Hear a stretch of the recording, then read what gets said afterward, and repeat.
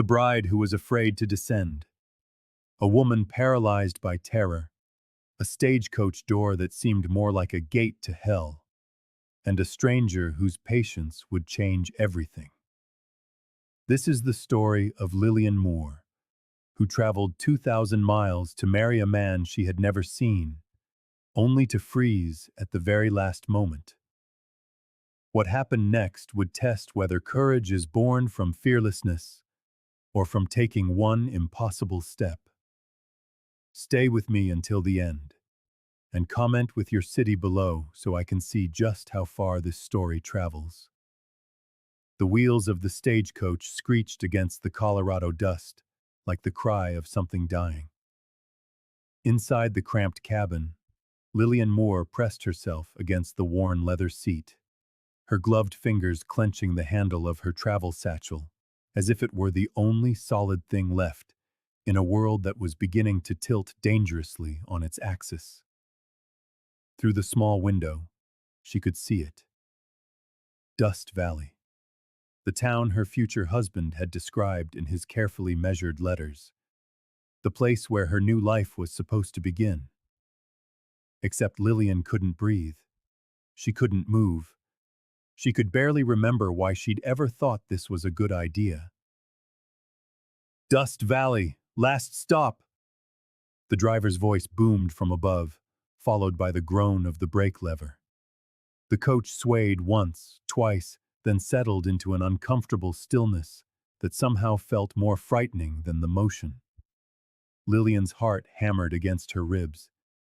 Through the dust-streaked window, she could make out shapes, buildings, people, the raw bones of civilization scratched into the wilderness. And somewhere out there was Samuel Reed, the rancher, the man who had written to her with such quiet dignity about the need for a wife, about building something good in this hard country. The man whose photograph showed serious eyes and a mouth that looked as if it had forgotten how to smile. The man she had agreed to marry without ever having heard his voice. What have I done? The thought wasn't new. It had been her companion for every mile of the westward journey from Boston, growing in volume and urgency with each passing day. On the train, it had whispered. In the connecting carriage across Kansas, it had spoken plainly. Now, here in the suffocating heat of this wooden box, it was screaming. "Ma'am?" The driver's weathered face appeared at the window, his eyebrows raised. "This is your stop. Mr. Reed is waiting for you." Her body went into rebellion. Every muscle mutinied against her brain's increasingly frantic orders to move, to stand, to exit, to face what came next. "Ma'am?" The driver's expression shifted from mild confusion to concern. "You all right in there?" She was not. She was anything but all right. She was a 32-year-old woman who had run from Boston with nothing but a travel case and a last, desperate hope. She had gambled everything on a stranger's letters, had convinced herself that marrying for practical reasons made more sense than the alternative. And what was the alternative? To remain in her brother-in-law's house, watching him drink away what little was left of her sister's memory. To become a permanent burden, a spinster, a cautionary tale. Lilian's voice came out as a strangled rasp.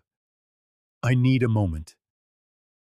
The driver's rugged face softened with something that might have been pity. He'd probably seen it before. Mail-order brides who made it all the way to the threshold of their new lives before their courage failed. "Take your time, ma'am. But he's out here. Mr. Reed's been waiting since sunup." Somehow, that made it worse. Knowing that Samuel Reed had been standing in the sun for hours, waiting for a woman he'd never met, trusting in promises made with ink and paper. What if she was nothing like he imagined?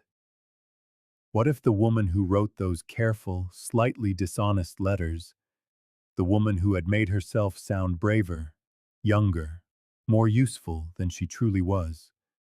What if that woman was a fiction? Through the window, Lilian saw a flicker of movement, the silhouette of a tall, broad-shouldered man standing stock still in the pale morning light, watching the coach, waiting. Her stomach clenched. Miss Moore? Another voice now, low and surprisingly gentle, from just outside the coach door. Not the driver. It was him. Samuel Reed. Saying her name for the first time, his accent carrying the soft traces of somewhere in the South. Miss Moore, it's Samuel. We've been corresponding. Such a simple statement. Such an extraordinary understatement. They had been corresponding for 6 months. His letters had arrived at her sister's home in Boston with clockwork regularity. Letters that began formally and had gradually warmed, revealing a man who worked hard, who read books, who thought about things beyond mere survival. A man who admitted to loneliness without wallowing in it, who asked for her opinion, remembered details and made her feel, perhaps for the first time in her life, truly seen. I know this must be frightening, Samuel continued, his voice steady and unhurried. Coming all this way to meet a stranger. I've been thinking on it myself, wondering if you'd take one look at me and regret every mile you traveled. Despite her panic, something in Lilian's chest eased slightly. He was nervous too. She wasn't the only one terrified by what they had set in motion. Thing is, Samuel went on, and she could hear him shift his weight, could almost picture him turning his hat in his hands. I made you a promise. In my letters, I promised you'd be safe here, that I'd give you time, that I wouldn't rush you into anything you weren't ready for. And I mean to keep that promise, Miss Moore. So you take all the time you need in there. I'll wait. The driver made a small sound, surprise or approval. Lilian couldn't tell. She pressed her palm against the window, the glass warm beneath her glove. Through the wavy panes, she could see him more clearly now. He had taken off his hat, revealing dark hair threaded with silver at the temples. His profile showed a strong chin, a straight nose, and lines around his eyes that spoke of time spent squinting into the sun and wind. He was not a young man.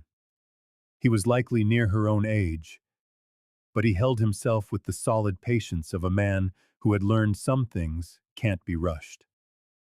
A farmer, a man who understood seasons, who planted things and waited for them to grow.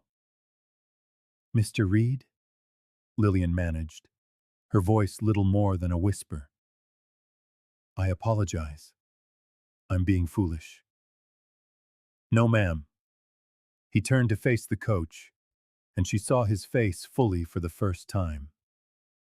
The photograph hadn't lied, but it also hadn't captured the quiet kindness in his expression. You're being human. There's nothing foolish about it. Lilian's hands trembled as she smoothed down her practical gray wool travel dress. She looked exactly like what she was, a woman who had been traveling for 2 solid weeks, wondering with every passing mile if she was running toward something or just running away from everything. I don't... She stopped and started again. I don't know if I can do this. Samuel was silent for a moment. When he spoke, his voice held no judgment, no frustration, only a simple acknowledgement of the truth. You've already done the hard part, Miss Moore. You got on that first train in Boston. You traveled 2,000 miles to a place you've never seen. You came out here on nothing but words and faith. He paused. The rest, we'll figure out together. One step at a time. One step at a time.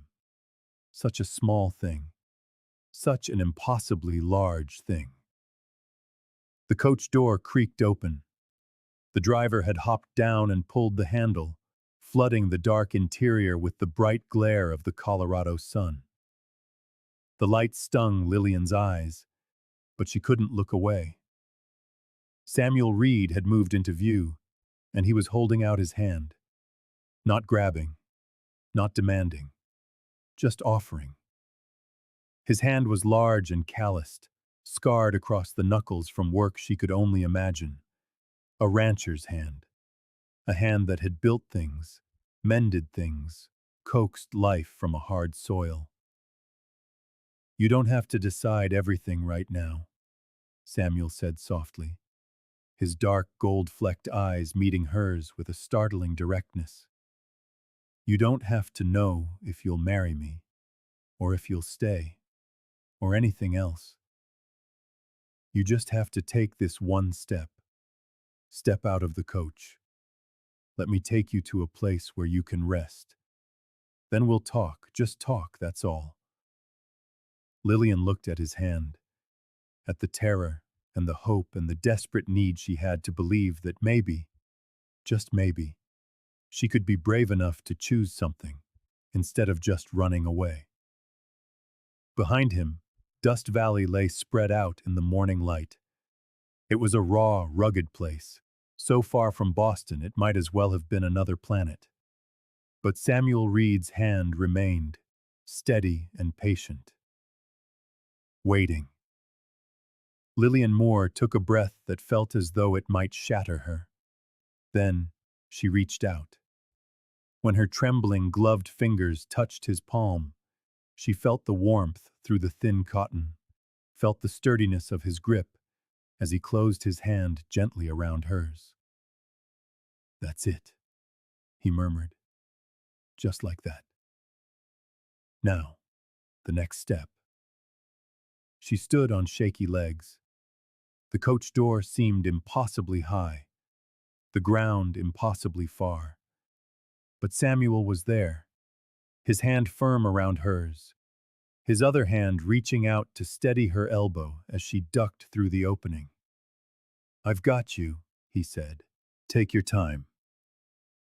The stagecoach step felt like the edge of the world. For one terrifying moment, Lillian was suspended between the old life and the new. Then her boot touched the soil of Colorado, and the ground was solid beneath her feet.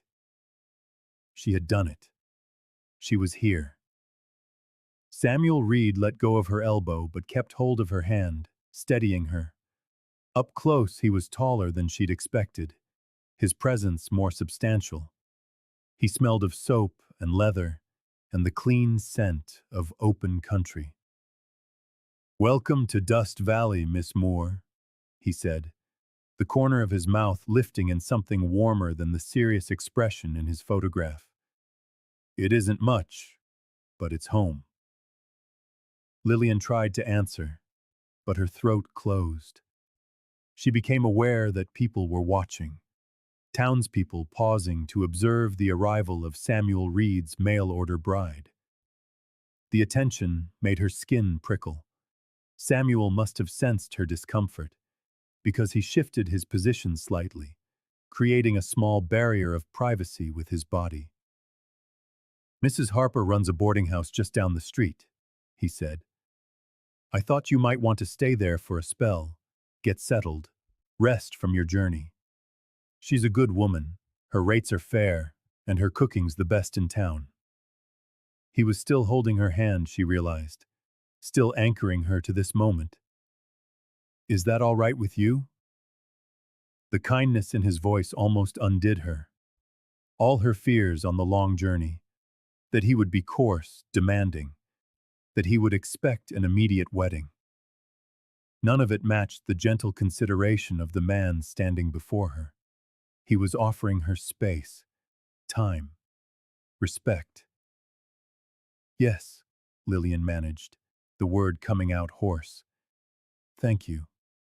That sounds... yes." Samuel nodded, seemingly satisfied, and finally released her hand. The absence of his touch felt like a small loss, which surprised her. "You wait here a moment," Let me settle up with the driver." He walked away with an easy, confident stride. Lilian watched him go, watched him help the driver with her heavy trunk, all her worldly possessions compressed into one battered leather case, and tried to arrange her scattered thoughts into something resembling coherence. This was Samuel Reed, her correspondent. He was the man whose letters had become the brightest points of her weeks. The man whose careful descriptions of ranch life and philosophical musings on building something good in a hard country had given her the courage to leave Boston. He was real, solid, standing right there, and she had almost stayed on that stagecoach. "Miss Moore." Lilian turned to see an older woman approaching, perhaps in her 60s, wearing a practical calico dress and an expression of warm curiosity. Her hair was steel gray, pulled back in a no-nonsense bun, and her face had the weathered look of someone who had spent decades in this climate. "I'm Dorothy Harper," the woman said, her voice carrying the brisk efficiency of one accustomed to running things. "I manage the boarding house. Samuel asked me to meet you, to make sure you had a friendly face in all this newness." "Oh." Lilian felt a blush creep up her neck. "That's very kind." Mrs. Harper's eyes were sharp but not unkind as they took Lilian in, from her dusty boots to her travel-worn bonnet. "You look exhausted, dear. It's a hard journey. Come on up to my place. I'll get you settled in a room and see about a hot meal. Samuel can bring your things along." It was decided with such matter-of-fact kindness that Lilian found herself following Mrs. Harper down the main street before she had consciously agreed. Behind them, she could hear Samuel and the driver discussing the logistics of her trunk, their voices fading as the two women walked. Dust Valley revealed itself in pieces as they moved through it. The street was wide and unpaved, lined with wooden boardwalks that provided raised pathways between the buildings. The general store window displayed everything from dry goods to what looked like mining equipment. The saloon, the Silver Spur according to its hand-painted sign, was quiet at this hour, though Lilian could hear the faint notes of a piano from within. A few men in work clothes tipped their hats as they passed, their curiosity obvious but mostly polite. "Don't mind the stairs," Mrs. Harper said without looking back. "We don't get many new folks here, especially not respectable ladies. You'll be a 7-day wonder, but they'll settle down once the novelty wears off." "I suppose everyone knows why I'm here," Lilian said quietly. "That I'm Samuel Reed's intended?" "They do, dear. Few things stay secret in a town this size." Mrs. Harper glanced back, her expression softening. "But don't you worry on that account. Samuel is well liked here, respected. If he chose you, folks will give you a fair chance." "If he chose you." The words hung in the air, as if Samuel were the only one doing the choosing, as if Lilian's consent were a foregone conclusion. Perhaps that was how it looked from the outside. A desperate spinster from the East, grateful for any offer, any escape from poverty or disgrace. The thought stung more than it should have. The boarding house was a 2-story structure painted a faded yellow, with a wide front porch and lace curtains in every window. Flower boxes beneath those windows held struggling geraniums, their red blossoms a brave stand against the intense sunlight. A sign by the door read, "Harper House, rooms and meals, respectable clientele only." "Here we are," Mrs. Harper announced, mounting the porch steps with practiced ease. "It's not fancy, but it's clean and quiet. I have 3 other boarders at the moment. The schoolmistress, Miss Peters, Mr. Chow, who's a tailor, and old Mr. Brennan, who's retired from the mines. They mostly keep to themselves. Won't be any bother to you." Inside, the house smelled of beeswax and something baking, bread perhaps. The entry hall was narrow but impeccably kept, with a wooden staircase leading up and doors opening into what looked like a parlor and a dining room. Everything was worn but well cared for, the kind of place that might be short on money but was long on pride. "Your room is upstairs," Mrs. Harper said, already on the move. "Second door on the right. I'll bring up some fresh water for you to wash with once you're settled." The room was small, just big enough for a narrow bed, a washstand, a chest of drawers, and a single chair by the window. But it was spotless, with crisp white linens and cheerful yellow curtains that matched the house's exterior paint. The window overlooked the main street, offering a view of the distant mountains.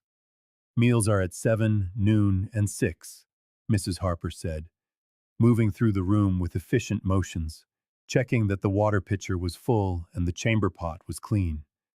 "If you need anything outside those times, just let me know. I do laundry on Tuesdays, should you need it. Rooms are 50 cents a day, meals included." Lilian set down her travel satchel, her arms trembling from more than just its weight. 50 cents a day. She had enough money for perhaps 2 weeks, maybe 3 if she was frugal. She would have to make a decision before then. Marry Samuel Reed, or what? Find work in a town this small? What work was there for a woman with no useful skills beyond keeping house and basic accounts? "Samuel's a good man," Mrs. Harper said suddenly, her tone gentler now. She stopped her fussing and stood near the door, looking at Lilian with something like sympathy. "I know you don't know him yet. You've no way of knowing if what I'm saying is true. But I've lived in this valley for 23 years, and I've never known Samuel Reed to be anything but honest and decent. His folks were the same way before they passed. Good people." "When did he lose them?" Lilian heard herself ask. 5 years back. The fever took them both, a week apart. Nearly broke him, from what I hear. He was their only child, and they were a close family." Mrs. Harper's expression grew thoughtful. "I think that's when he went quiet. Stopped coming to town socials, stopped courting. He had a girl before that, but it didn't take. He poured himself into that ranch instead. And he's made a good go of it, too. His land is prime grazing." Lilian absorbed this, trying to reconcile it with the man who had just offered her his hand with such quiet patience. A man shaped by loss, his isolation so deep that he had written to a matchmaker in Boston, seeking a wife, just as she had been desperate enough to answer. "I'll let you rest," Mrs. Harper said, moving to the door. "Samuel will bring your trunk up when he comes. You take all the time you need to get your bearings. Lord knows you've earned it after that trip." When the door clicked shut, Lilian sank onto the edge of the bed, her legs finally giving way. The mattress was thin but firm. The pillow beneath her hand was stuffed with something that smelled faintly of lavender. Through the window, she could see a slice of Dust Valley's main street, the mountains beyond, the vast expanse of sky that seemed so much bigger here than it ever had in Boston. She had done it. She had actually done it. She had climbed down from the stagecoach, taken Samuel's hand, and made it to this room. The first space that had been hers, truly hers, in years. But the hard part was still to come. The conversation that awaited her. The decision of whether these letters, these promises, these hopes, were enough to build a marriage on. "One step at a time," Samuel had said. Lilian pulled off her gloves and looked at her bare hands. They were pale, soft, useless hands that had never done a day of real labor. City hands.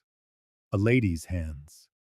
hands that would need to learn their way around a ranch if she went through with this. The thought was both terrifying and necessary. A knock came at the door. "Miss Moore, it's Samuel. I've brought your trunk." Lilian stood, smoothed her skirt, and opened the door. Samuel Reed stood in the narrow hall, her scuffed trunk hoisted over one shoulder as if it weighed nothing. Up close, in the dimmer light of the hallway, she could see more details. A small, faded scar bisecting his left eyebrow, the strong column of his throat, the way his shirt stretched across shoulders built by physical work. "Where would you like it?" he asked. "By the chest of drawers, I think. Thank you." He moved past her into the small room, and the space seemed to shrink with his presence. He set the trunk down gently, then straightened, looking around with an expression she couldn't quite read. "It's a good room," he said finally. "Mrs. Harper keeps a fine establishment." "Yes, she seems very kind." An awkward silence fell between them, made more pronounced by the intimacy of the space. Her room, her bed just a few feet away. The two of them, alone for the first time. Lilian felt heat rise in her cheeks and hated herself for it. Samuel cleared his throat. "I was thinking, if you're up to it after you've had a rest, perhaps we could talk this afternoon. Nothing formal, just talk. About expectations and such. What we're both hoping for in this." He met her eyes and she saw an uncertainty in his gaze that matched her own. "Because I imagine you have questions. And I know I do." "Yes," Lilian managed. "That would be... Yes, that would be fine. The hotel has a public dining room. It's more proper than here. We can meet there at 4 o'clock. This will give you enough time to rest." She nodded, grateful for his thoughtfulness, for the way he maintained propriety, even though they were, for all intents and purposes, betrothed. "I'll be there." Samuel gave a curt nod, looking relieved to have a plan. "Good. Well, I'll let you get settled." He moved to the door, then paused with his hand on the frame. "Miss Moore, I just want to say, I'm glad you came. Glad you were brave enough to get off that stagecoach. I know it wasn't easy." Before Lilian could reply, he was gone. The sound of his heavy boots on the stairs, the front door opening and closing as he left the boarding house. She let herself fall back onto the bed, her heart thrumming. In a few hours, she would sit down with Samuel Reed, and they would have the conversation that would determine the rest of her life. They would talk of marriage and ranching, and all the practical details that turn strangers into husband and wife. But in that moment, all she could think of was the warmth of his hand around hers, the steadiness in his voice, the way he had waited, patiently, while she found her courage. One step at a time. Maybe that was enough. Maybe that was how a life was built. Not with grand gestures or passionate declarations, but with small acts of trust. With a hand reached out, and a hand taken in return.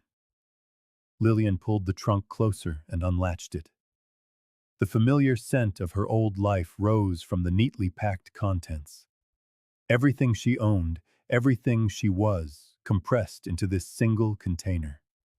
She would have to unpack now, put her things in the drawers, hang her dresses in the narrow wardrobe. She would have to make this room her home, at least for now. Outside the window, the Colorado sun beat down on Dust Valley. Somewhere out there was a ranch where Samuel Reed had scrubbed the floors and hung curtains, preparing a home for a woman he had never met. A woman who was, perhaps, preparing to become someone new. Lilian stood before the small mirror above the washstand, her fingers worrying the buttons of her gray traveling dress. 4 o'clock was approaching with the inevitability of a storm, and she felt no more prepared for this conversation than she had been to step off that stagecoach. Her reflection showed a woman she barely recognized, pale, drawn, with dark hair escaping its pins in a way that would have horrified her sister back in Boston. Boston. The very thought of it felt like it belonged to another lifetime now. She had managed to sleep for an hour after Samuel left, a fitful rest punctuated by dreams of endless prairie and faceless strangers. When she awoke, the sun had moved across the floor of her little room, and Mrs. Harper had left a pitcher of cool water and a plate of sandwiches just outside her door. The kindness of the gesture had nearly brought Lilian to tears. Such a simple thing, yet it spoke of consideration, of a community that might, just might, welcome her in. Now, with 20 minutes until she was to meet Samuel, Lilian wrestled with her appearance and her anxiety in equal measure. She had changed into her best dress, still gray, still practical, but at least clean and less creased. She had managed to pin her hair into a respectable arrangement, but her hands wouldn't stop trembling, and her stomach churned with a nervousness that made her regret the sandwiches. What would they even talk about? What do two strangers discuss when they are deciding whether to bind their lives together? In their correspondence, they had written of books and weather, of his ranch and her life in Boston, carefully edited versions of the truth. Pleasant letters that revealed just enough to seem honest while hiding anything too painful or complicated. But sitting across from each other, looking into each other's eyes, could they possibly maintain those careful fictions? Did she truly want this? A soft rap on the door made her start. "Miss Moore, it's Dorothy Harper. Just checking to see if you need anything before you meet with Samuel." Lilian opened the door to find the older woman holding a soft, blue wool shawl. "The nights get cold here, even in summer," Mrs. Harper told her, offering the garment. "You'll need this. And don't you wear that frightened look, dear. Samuel Reed isn't going to bite." "I'm not terrified," Lilian protested weakly. Mrs. Harper's expression suggested she didn't believe a word of it. "You're about to have a conversation that will determine your entire future. Of course you're terrified. But I'll tell you something. Samuel is just as nervous as you are. Probably more so. He's been pacing the boardwalk outside the hotel for the last half hour like a condemned man." The image of Samuel Reed, so solid and steady that morning, pacing nervously back and forth, should have been amusing. Instead, it made something in Lilian's chest soften. He was human too then, uncertain, not just the competent rancher who had calmly coaxed her from the stagecoach, but a man taking just as great a risk as she was. "Thank you," Lilian said, accepting the shawl. "For your kindness. For everything." Mrs. Harper patted her arm. "We women have to look out for each other, especially out here. Now go on. Don't keep him waiting any longer, or he'll wear a rut in the planks." The hotel was only a few buildings down from the boarding house, but the walk felt impossibly long. Lilian could feel the eyes on her. Townspeople, watching from windows and doorways, curious about Samuel Reed's mail-order bride. She kept her gaze forward, her chin held high, channeling every lesson and comportment her mother had taught her years ago. If nothing else, she could face this with dignity. Samuel was indeed on the boardwalk outside the hotel, and Mrs. Harper hadn't been exaggerating about the pacing. He wore clean clothes, dark trousers, a white shirt, and a vest that looked to have been carefully brushed. His hair was damp, suggesting a recent washing, and he was clean-shaven. The angles of his jaw were now sharply defined. When he saw her approach, he froze mid-stride. A cascade of emotions flickered across his face, too rapid for her to decipher. "Miss Moore," he said, tipping his hat. "You look, that is, I hope you were able to get some rest." "I was. Thank you." Up close, she could see that his collar was slightly askew, that his hands were clenched tightly around the brim of his hat. He was nervous. The realization calmed her, somehow. If they were both frightened, at least they were frightened together. "Shall we?" Samuel gestured toward the hotel entrance. "I asked them to set a table for us by the window. It's more public that way. I didn't want you to feel, that is, I thought it would be more proper." "That's very thoughtful." The hotel dining room was modest, but clean, with perhaps a dozen tables covered in checkered cloths. At this time of the afternoon, only a few were occupied. Two men in suits drinking coffee, an elderly woman embroidering near the hearth. The proprietor, a wiry man with a spectacular mustache, greeted Samuel with obvious familiarity and led them to a table by the front window, just as Samuel had requested. Lilian sat, smoothing her skirt, hyper-aware of Samuel settling himself across from her. The table was small enough that their knees almost brushed beneath it. The window beside them offered a view of the main street, the mountains beyond, of this whole strange new world she had stepped into. "Coffee?" the proprietor asked. "We've got cake too, if you're interested.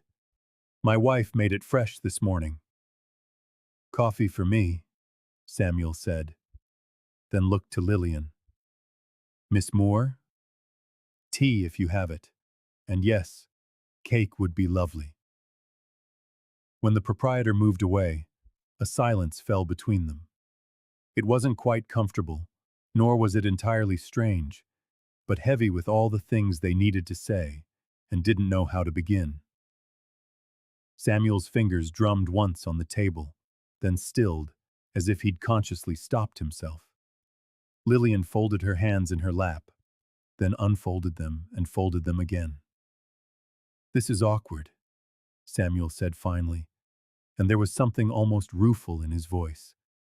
"I've spent weeks thinking about what to say, planning it all out, and now that you're sitting here, every word I prepared has simply vanished." Despite her nerves, Lilian felt her mouth curve slightly. "I know what you mean. I practiced speeches for the entire train ride. Very eloquent ones. I can't remember a single one now." Samuel's shoulders relaxed a fraction. "Maybe that's for the best. Maybe we should just talk, like we did in the letters, but out loud." "All right." Lilian took a deep breath. "Then I will start with the truth. I am terrified, Mr. Reed. I came here because I had nowhere else to go, and I'm not sure that's a good enough reason to marry someone." She hadn't meant to be so blunt, so quickly, but once the words started, they wouldn't stop. "My sister died 2 years ago. Consumption. She was married to a man who loved whiskey more than he loved her. After she passed, I stayed on to keep his house, because I had no other options. No money, no prospects, no skills anyone would pay for." She paused, swallowing hard. "When he started looking at me in a way a brother-in-law ought not to, that's when I answered the marriage broker's advertisement. Not because I was looking for love or adventure, but because I was desperate." The proprietor arrived with their coffee and tea, along with 2 generous slices of spice cake.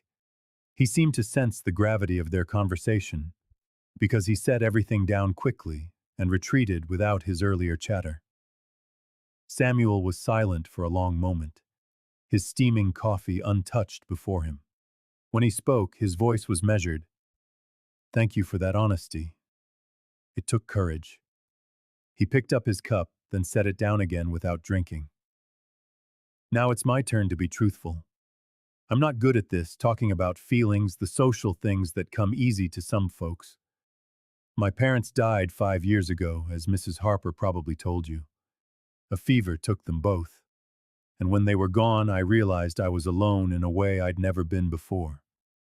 He glanced out the window, his profile sharp against the afternoon light. I tried courting once. There was a girl in town, Sarah Michaels. Pretty, sweet, everything a man could want. But when it came down to it, she couldn't see herself on a ranch. Couldn't imagine the isolation, the hard work. She married a banker from Denver instead. He turned back to Lilian, his gaze steady. So I understand desperate measures, Miss Moore. I wrote to that broker because I was so lonely it ached. Because I wanted someone to talk to over breakfast. Someone to share the work and the silence with. Because a house with no one in it begins to feel like a tomb. Lilian's throat tightened. This was the man from the letters. The one who wrote of loneliness without self-pity, of wanting a partnership more than a romance. To see him say the words aloud, to watch the plain honesty on his face made it all suddenly real in a way the letters never had. I don't expect you to love me, Samuel continued. Not right away, maybe not ever. But I hope we can come to like one another, to respect one another, to build something practical that might, with time, become something more. He finally took a sip of his coffee, then added quietly, and I will promise you this, whatever you were running from in Boston, you will never have to fear that kind of treatment from me. I am not a drinking man, and I know the difference between a wife and a piece of property. The cake sat untouched between them, but Lilian picked up her tea, just to have something to do with her hands. The liquid was hot and slightly bitter. Nothing like the fine tea her mother used to serve in Boston, but she drank it anyway. What exactly would you expect from me in this practical arrangement? Samuel seemed to consider this carefully. Help with the house if you're willing. I'm not much of a cook beyond trail food, and the place shows it. Help with the books, too. Managing the ranch accounts. Keeping track of supplies and sales. You mentioned in your letters you were good with figures. I kept my brother-in-law's books for 2 years. He was terrible at it. A faint smile touched Samuel's lips. Then you're already more qualified than I am. Beyond that, companionship, I suppose. Someone to talk to about things other than cattle and the weather. Someone who can tell me when I'm being stubborn about something. He paused. And eventually, if we both agree, children, a family. But that's for down the road, when we've had time to know each other. I won't rush anything, Miss Moore. You will have your own room, your own space for as long as you need it. Lilian studied his face, searching for deceit or some hidden agenda, but found only a sincere, nervous hope. How long do you think it would take to know each other well enough to decide? I don't know, Samuel admitted. A few months, perhaps.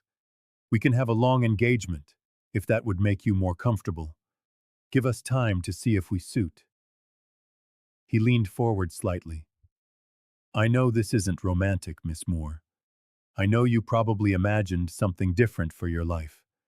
A proper courtship, falling in love, all the things young people are supposed to have. And I'm sorry I can't offer you that fairy tale.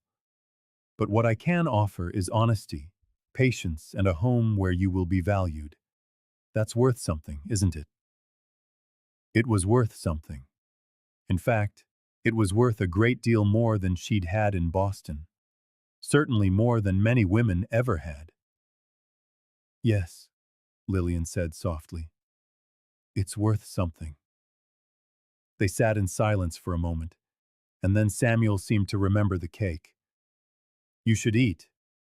My aunt used to say no serious decision should be made on an empty stomach. Lilian took a bite and, in spite of everything, had to suppress a sound of pleasure. It was good cake. moist and perfectly spiced with a hint of cinnamon and nutmeg that reminded her of autumns in New England. This is excellent. Mrs. Hicks is known for her baking. Her pies win the county fair every year. Samuel ate some of his own slice. If you decide to stay, you'll get to know her properly. She and her husband run this hotel. They're good people. Most folks here are, really. Hard-working, honest. They'll be curious about you at first, but once they get used to you, they'll welcome you in. Tell me about them, Lilian said impulsively. About the town, your neighbors. I want to know what I'd be getting into. Samuel's face lit up with something like relief, as if he'd been waiting for her to show an interest, waiting for her to see past her own fears to the life he was offering. Well, there's Doc Miller. He's been here since before I was born, delivered half the babies in the valley, and patched up the other half after bar fights and accidents. He's gruff but kind, and he always brings books on his rounds. Got me reading Dickens when I was laid up with a broken leg at 15. He warmed to his subject, his voice losing some of its nervous edge. Then there's the Chen family. They came over from San Francisco about 10 years ago and started a laundry and a dry goods store. Their daughter, May, teaches some of the children English and Chinese. Smart as a whip, that girl. And Father Brennan at the church. He's Catholic, but we're short on clergy around here, so he holds services for anyone who wants to come, no matter their denomination. Gives good counsel, too, if you ever need someone to talk to. Lilian listened, beginning to form a mental picture of Dust Valley. Not just a rough frontier town, but a community of people trying to build lives in a hard land. It's a good place, Jean, Samuel finished, but it isn't Boston. There are no theaters or symphonies or fancy shops. But it's real. People here rely on each other. They help each other through the hard times. He finished his cake and pushed the plate aside. My ranch is about 5 miles out of town. Not too far to visit when the weather's good, but isolated enough that you'll be on your own most days. I need to be honest about that. It can be lonely, especially at first. I am used to solitude, Lilian said quietly. Samuel's eyes met hers with a flash of understanding. Perhaps we both are. Perhaps that's why this might work. They talked for another hour. The conversation grew easier, the initial awkwardness melting away. Samuel told her about his ranch, 300 acres of pasture land, a herd of about 50 head of cattle, a few horses, chickens, and a milk cow. The house was small but sturdy, built by his father 20 years ago and carefully maintained. There was a garden plot, mostly gone to weeds since his mother's passing, a barn that needed some mending, and a creek that ran through the property, providing fresh water year-round. Lilian, in turn, told him more about her life in Boston, not the desperate part she had already revealed, but the better memories. The way her mother had taught her to arrange flowers and manage a home. Her father's small library, where she'd spent hours reading everything she could reach. The sound of her sister Elizabeth's laugh, which was rare but beautiful when it came. Do you miss her? Samuel observed gently. Every day. She was 5 years my senior. Practically raised me after our mother died. When she married Thomas, I thought she would be happy, but he changed after the wedding. Or maybe he was always that way, and just hid it well. Lilian's fingers tightened around her teacup. I couldn't save her. I couldn't make her leave him. I couldn't make him treat her better. And watching her slowly give up, slowly fade away, in some ways that was worse than her dying. Samuel reached a hand across the table, stopping just short of touching hers. A gesture of comfort, that respected her space. You can't save someone who doesn't want to be saved. It's a hard lesson, but it's a true one. His voice carried the weight of his own losses. When my parents passed, I kept thinking I should have noticed they were sick sooner. Should have called the doctor faster. Should have done something different. But Dr. Miller, he told me that sometimes there's nothing to be done. Sometimes terrible things happen, no matter how hard we try to stop them. How did you cope after they were gone? Work, mostly. I threw myself into the ranch, keeping busy every hour of the day so I wouldn't have time to think. Samuel's expression grew pensive. It helped, but it also kept me from ever truly dealing with the grief. I just buried it under exhaustion. It took a few years for me to realize I'd isolated myself so much I was barely living, just existing, going through the motions. That's when I knew I had to change something. I had to let someone in again. Which led to the letter, Lilian corrected softly. To the marriage agency. The words hung in the air between them, weighted with possibility, hope, and fear, all tangled together. Outside the window, the afternoon sun began to slide toward dusk, painting the mountains in shades of gold and amber. A few townspeople ambled along the boardwalk, some glancing with open curiosity at the couple in the window, others carefully minding their own business. I need time, Lilian said, finally. Not months, necessarily, but some time.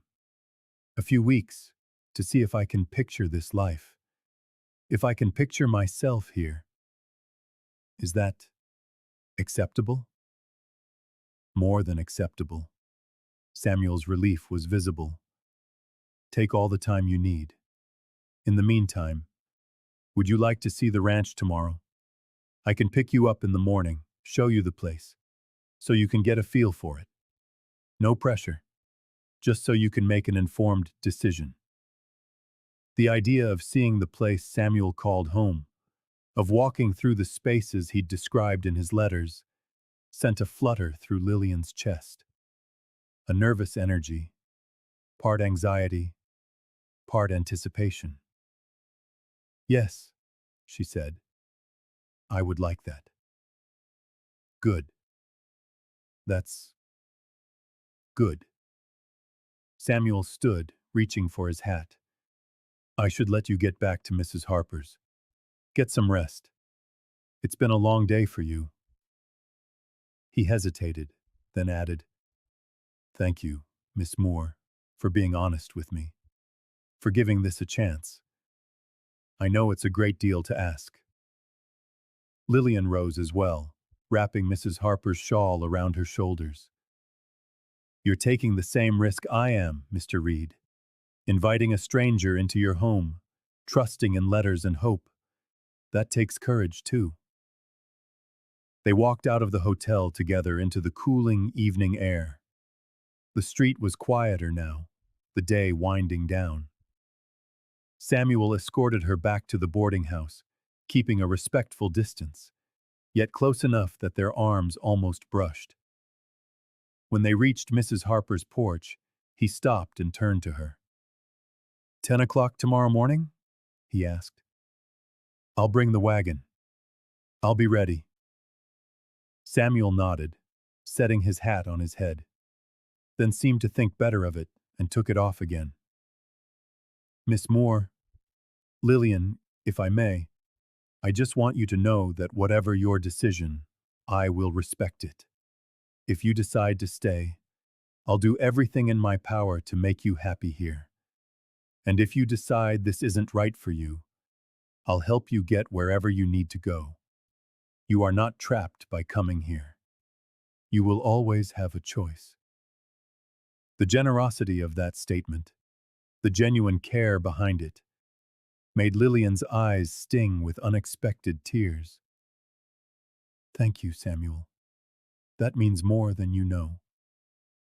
He nodded once more, and with a final, "Good night," he turned and walked down the street toward where his wagon was likely hitched. Lilian watched until he disappeared around a corner, then went inside to find Mrs. Harper waiting in the parlor, with knowing eyes and a fresh pot of tea. "Well?" the older woman asked. "How did it go?" "I don't know," Lilian admitted, sinking into the offered armchair. "Well, I think. He's a good man. Isn't he just?" "I told you so this morning," Mrs. Harper said, pouring the tea. "Samuel Reed is one of the finest men I've known in my 23 years here. Dependable, honest, hard-working. His parents raised him right. And he's patient, which you'll need if you're to adapt to ranch life. He's taking me to see the place tomorrow." "Good. You should see it. Walk the grounds. Picture yourself there. A home says a lot about the person who keeps it." Mrs. Harper handed her a cup. "And you should know, the town is already buzzing, wondering if you'll stay, wondering if you're a good fit for Samuel. Some are placing bets you'll be on a stagecoach back to Boston within a month." The bluntness of the comment stung, but Lilian appreciated the honesty. "What are you betting on?" Mrs. Harper's eyes crinkled in a smile. "I'm betting you're stronger than you look. Anyone who makes that journey alone, who steps out of that carriage terrified but does it anyway, who sits down with a stranger and speaks honestly about hard things, that's not a woman who gives up easily." "I want to believe that," Lilian said softly. "I want to believe I can be that person." "Then be her. Choose it every day until it's not a choice anymore, but just who you are." Mrs. Harper stood, gathering the tea things. "Now you must be exhausted. Off to bed. Tomorrow's a big day." In her small room, Lilian prepared for sleep, washing her face, braiding her hair, and hanging her dress to air before changing into her thin cotton nightgown. Through the window, she could see the stars beginning to appear in the inky sky, more stars than she had ever seen in Boston, where the city lights washed them out. She thought of Samuel Reed, of his quiet decency and his patience, of the way he'd offered her choices when it would have been easier to press for an immediate answer. She thought of his ranch, the home with curtains in the windows, and the possibility of building something good in this strange, hard, beautiful country. And she thought of herself, the woman she had been in Boston, afraid and trapped and slowly vanishing under the weight of others' expectations, and the woman she could become here, if she were only brave enough to try. Sleep finally came, deep and dreamless. When Lilian awoke the next morning to sunlight streaming through the yellow gingham curtains, her first coherent thought wasn't of fear, but of curiosity. What would Samuel's ranch look like? What would it feel like to walk through those rooms, to stand on that land, to imagine her future taking shape in 3 dimensions, instead of just as words on paper? She dressed carefully in her most practical clothes, a brown skirt and a cream-colored blouse that wouldn't show the dust so easily. She pinned up her hair simply and joined the other boarders for breakfast in Mrs. Harper's dining room. The schoolteacher, a Miss Peters, was a thin young woman with wire-rimmed spectacles who nodded politely, but seemed too engrossed in a book to converse. Mr. Cho, the mercantile owner, smiled kindly and complimented her dress. Old Mr. Brennan ignored everyone in favor of his oatmeal. At 10 o'clock, Lilian was waiting on the porch, the borrowed shawl over her arm, her heart beating a little faster than it should. When Samuel's wagon rounded the corner, she felt her breath catch. He was dressed much as he had been the day before, clean and tidy, his hat pulled low against the morning sun. But seeing him in the light of day, in his element, she noticed things she'd missed. The easy way he handled the horses, the quiet confidence in his posture, the sense that he belonged to this landscape in a way she might never. "Good morning," he said, pulling the horses to a halt. "Ready to see the place?" Lilian walked down the porch steps, accepted his hand up into the wagon, and settled herself on the bench beside him as he flicked the reins. The wagon lurched into motion, carrying her away from the relative safety of the town and toward the unknown future that waited for her 5 miles down a dusty road. And despite the fear, the uncertainty, the sheer strangeness of it all, Lilian found herself leaning forward just a little, eager to see what lay ahead.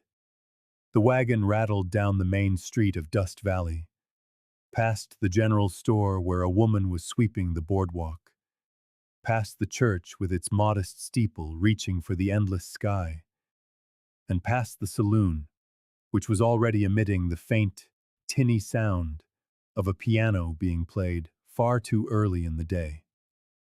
Samuel nodded at people as they passed, and Lilian felt their curious gazes follow the wagon, the rancher and his mail-order bride, on their way to the Reed homestead, where everyone knew a decision would be made.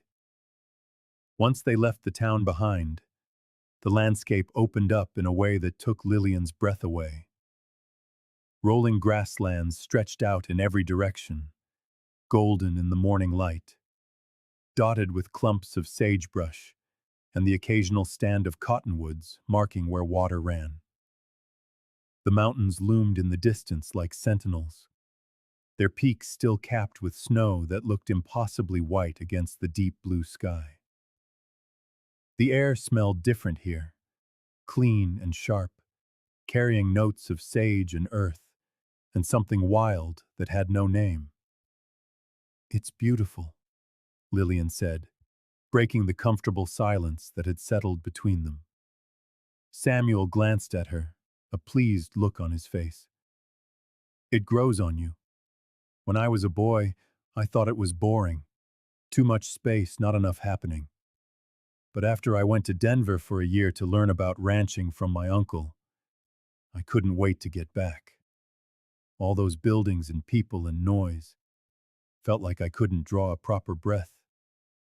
He guided the horses around a rut in the road. "Out here you can hear yourself think. What do you think about? Out here in all this quiet?" "Depends on the day." Samuel's expression grew thoughtful.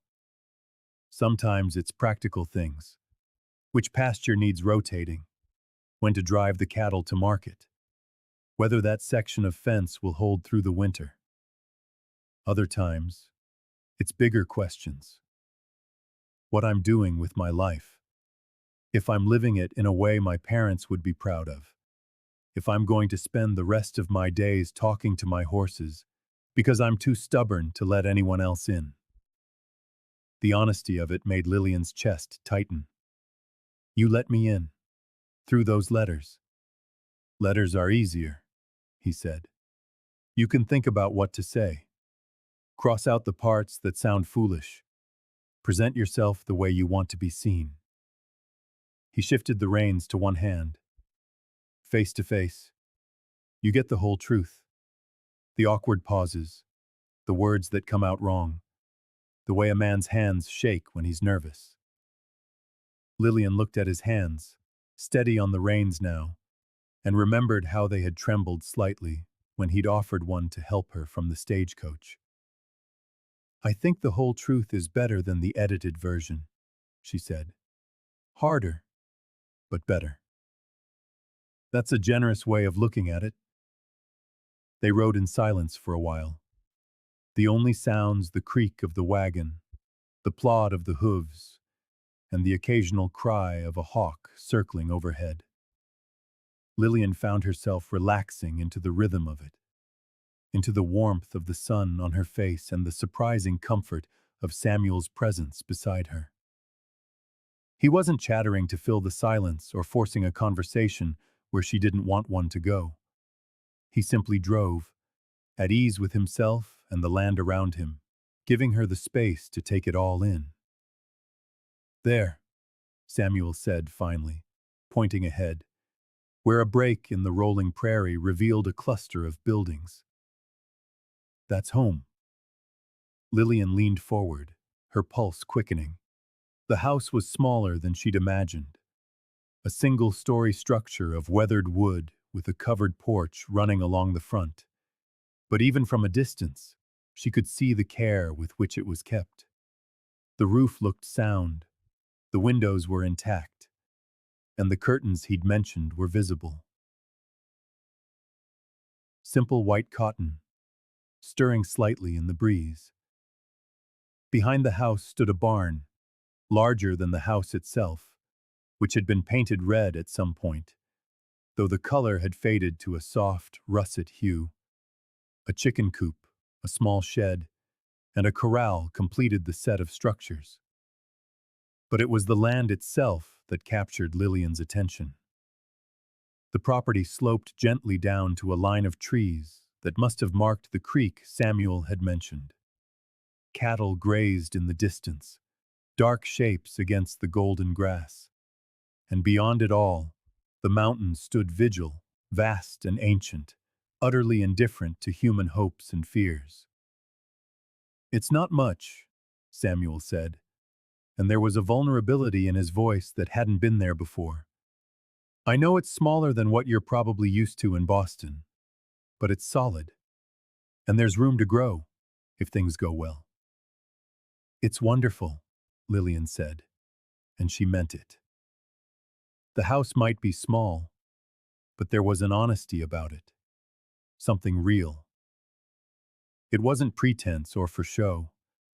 It was a life built with real hands, sustained by real work. "Can we go inside?" Samuel's shoulders relaxed. "That's why we're here." He helped her down from the wagon, his hands careful at her waist, releasing her the moment her feet touched the ground. Chickens scattered as they approached, squawking in indignation, and a large orange cat emerged from the barn to weave itself around Samuel's legs. "That's Rusty," Samuel said, bending down to scratch the cat's ears. "He's supposed to be mousing in the barn, but mostly he just supervises. Been here longer than I have. He was my mother's cat." Lilian knelt, holding out a hand for Rusty to sniff.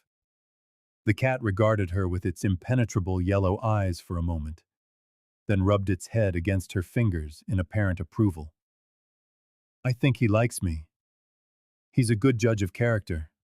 My mother always said so." Samuel straightened up. "Ready to see the inside?"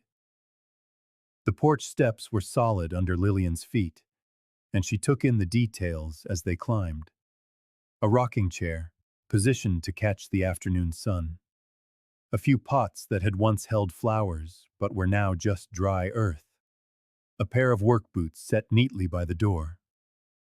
Samuel pushed open the unlocked door and gestured for her to enter first. The interior was dark after the bright sunlight, but as Lilian's eyes adjusted, she began to make out the details. They had stepped directly into a main room that served as both kitchen and living space. A wood-burning stove dominated one wall, with a work table and shelves nearby holding basic kitchen tools. A larger table with 4 chairs occupied the center of the room, and beyond that, a well-worn sofa faced a stone fireplace. Everything was clean but sparse, more functional than comfortable. "Not much in the way of decoration," Samuel said, hovering in the doorway, as if afraid to crowd her. "My mother had trinkets and such, pictures on the walls. After she passed, I put most of it away. It didn't feel right, leaving it out when she wasn't here to enjoy it." Lilian stepped further into the room, running her fingers along the back of a chair. The wood was smooth, well cared for. "You could put them back out," she said softly. "She'd probably want the house to feel lived in, not like a museum." "Maybe." Samuel closed the door behind him. That door there leads to the bedroom. My parents' room, though it's mine now. The other one leads to a smaller room that was mine when I was a boy. I thought, if you decide to stay, it could be yours. For as long as you wanted your own space. He showed her both rooms. The master was larger, with a double bed covered by a skillfully made quilt, a chest of drawers, and a wardrobe. It was tidy, but impersonal, as though Samuel lived in it without truly inhabiting it. The smaller room held a single bed, a small dresser, and not much else, but its window looked out toward the creek and the mountains beyond. I cleaned it out last week, Samuel told her. Put fresh linens on the bed, cleared space in the dresser. I wanted you to have a place that felt like your own from the start. The thoughtfulness of it, the care he had taken to prepare for her arrival, made Lilian's throat tighten. Thank you. It's been a long time since anyone has done something like this for me. They returned to the main room, and Samuel moved toward the stove. Let me make some coffee. We can sit and talk some more. Or I can show you the rest of the property, if you'd prefer. Coffee first, Lilian decided. She was still absorbing the house, trying to picture herself here, cooking on that stove, eating at that table, sleeping in that little room with the mountain view. It felt both impossible and strangely right, like trying on a dress that didn't quite fit, but could with a few alterations. Samuel worked with an easy efficiency, building the fire in the stove and setting a pot of water to heat. Lilian watched his movements, noting their economy, the way he knew exactly where everything was and how it worked. This was his domain, his territory, and he moved through it with an unconscious grace. You mentioned your parents built this place, Lilian said. How long were they here? 23 years. They came out from Missouri as newlyweds, staked a claim on this land, and built the house with their own hands. Took them a full year. They lived in the barn while they worked on it. Samuel measured coffee into the pot. My mother used to tell stories about that first winter, how cold it was, how they'd wake up with frost on the inside walls of the barn. But they were together, she'd say, and that made it all bearable. They loved each other deeply, not in a showy way, but you could feel it. The way they worked together, finished each other's sentences, made each other laugh. Samuel's expression grew distant with the memory. I always figured I'd have that someday, the kind of partnership they had. But Sarah, she wanted something different. And after that ended, I figured maybe I was aiming too high. Maybe it was enough to find someone practical, someone I could respect. He brought 2 mugs to the table, and Lilian sat across from him, just as she had in the hotel dining room yesterday. But this felt different, more intimate, more real. This was his home, his life that he was showing her. This was the space where a decision would have immediate, tangible consequences. And what if it becomes more than practical? Lilian asked quietly. What if we find that we actually like each other, care for each other? Samuel met her eyes over his coffee mug. Then I'd count myself the luckiest man in Colorado. He paused. But I don't want to put that pressure on you, Lilian. I don't want you to feel you have to work up feelings that aren't there. If we can build a life on mutual respect and shared work, that's enough. Anything more would be a gift. You deserve more than enough, Lilian said softly. You deserve someone who sees how good you are, how patient and kind. You deserve what your parents had. So do you. Samuel's voice was just as quiet. You deserve more than running away from a bad situation. You deserve to be chosen, not just accepted out of desperation. They sat in silence, the weight of their shared understanding settling between them. Outside, a cow lowed in the distance. The coffee grew cool in their mugs, and Lilian felt something shift inside her, an easing of the fear that had gripped her since Boston, a hesitant opening to possibility. "Can we walk the property?" she asked. "I'd like to see the rest." Samuel's face lit up. "Of course. Let me show you the barn first. It's where most of the real work gets done." The barn was indeed impressive. A sturdy structure with horse stalls, a hayloft, and various pieces of equipment Samuel named, but which meant nothing to Lilian. 2 horses occupied stalls, turning their heads with interest as he led her through. "This is Buck, and this is Sally." Samuel made the introductions, pausing to stroke each horse's nose. "Buck's my riding horse, good for herding and trips to town. Sally's more docile, better for wagon work. You could learn to ride her if you'd like. It might be good for you to be able to get to town on your own when I'm out in the fields." The idea of riding, of having that kind of independence, appealed to Lilian more than she expected. "I'd like that. I've never been on a horse before." "I'll teach you. It's not as hard as it looks, once you learn to trust the horse." Samuel led her toward the back of the barn, where light streamed through cracks in the boards. "And here," he said, "is the real prize."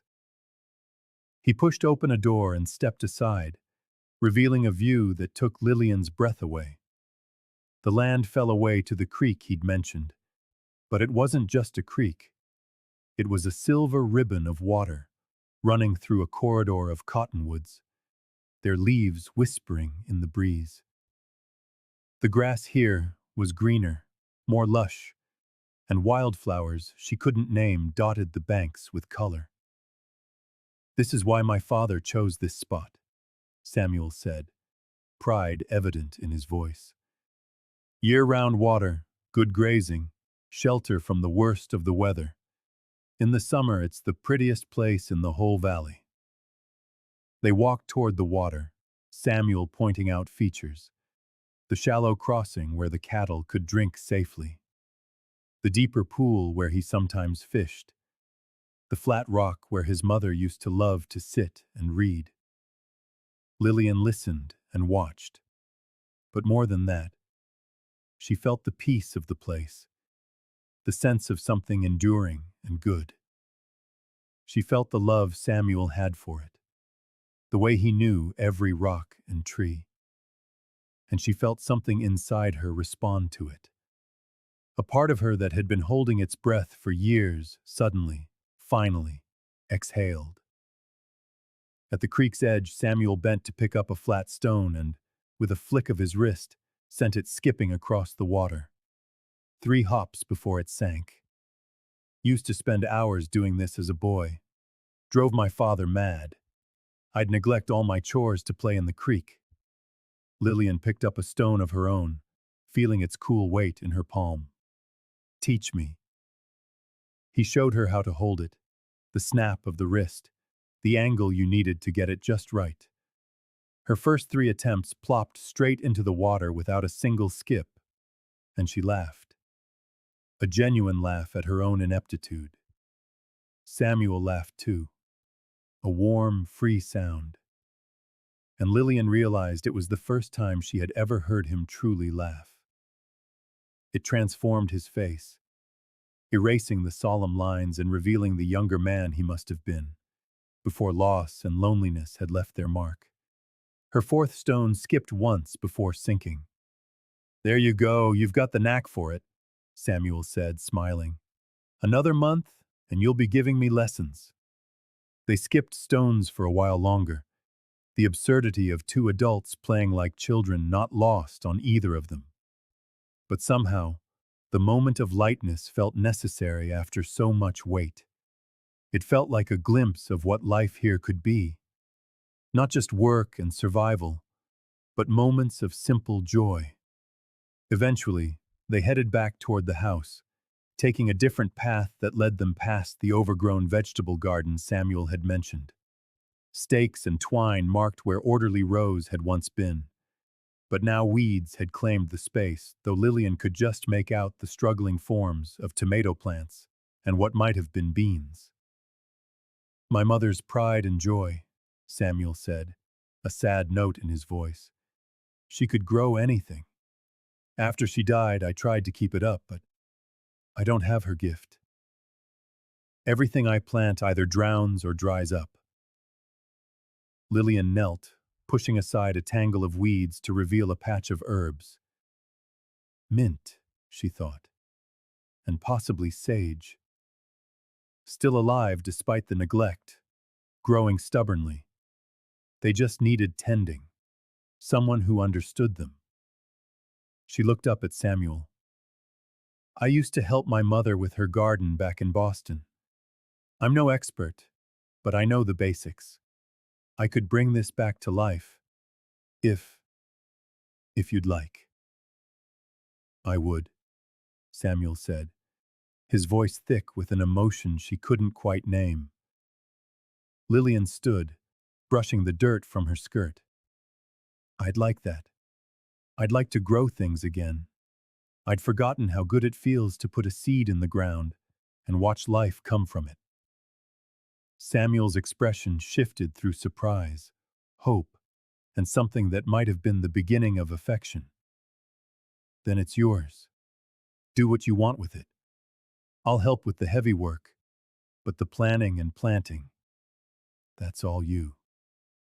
They walked the rest of the property, Samuel showing her where the cattle grazed, explaining the rotation system he used to keep the grass healthy, pointing out landmarks he used to navigate.